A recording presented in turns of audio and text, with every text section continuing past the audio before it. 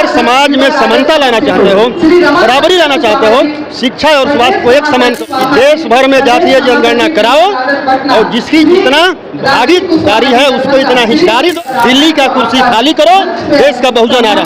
हम आरजेडी कार्यालय में मौजूद है। हमारे पास मौजूद है विधायक फतेह बहादुर जी। फतेह जी, जिस तरह से आज अमर शहीद जगदेव जी की शहादत दिवस मनाई जा रही है और आप लोग कर रहे हैं लोकतंत्र खतरे में है, लोकतंत्र की रक्षा करो, आखिर लोकतंत्र खतरे में कैसे?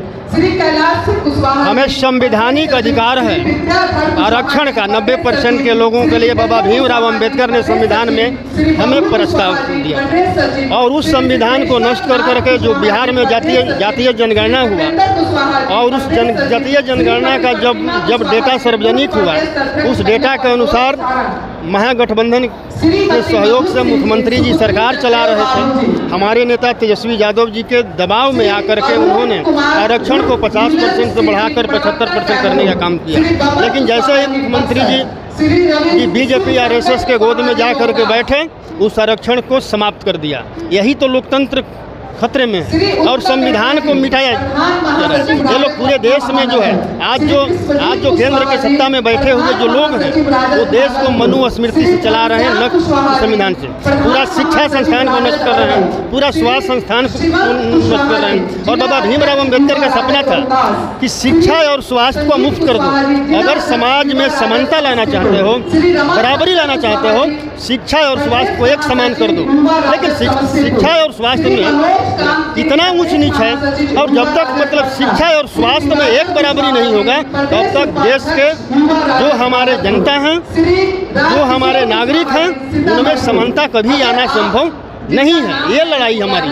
और आज अमर शहीद जगदेव प्रसाद का 50वां शहादत दिवस है, जिस पर हम लोगों ने एक गोष्ठी रखा है लोकतंत्र और संविधान को बचाने के लिए और पूरे देश के 90% के लोगों को हक अधिकार दिलाने के लिए आदरणीय लालू प्रसाद जी के नेतृत्व में, तेजस्वी यादव जी के नेतृत्व में हम सब लोग यहाँ इकट्ठा हुए हैं।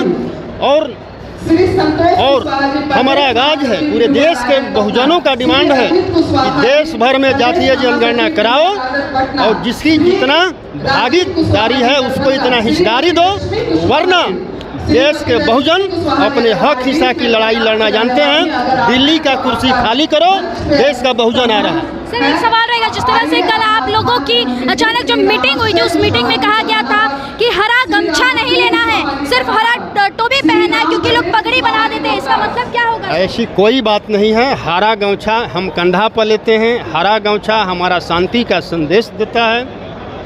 हरा गमछा हमारे देश में मतलब कि हरियाली है और हम लोग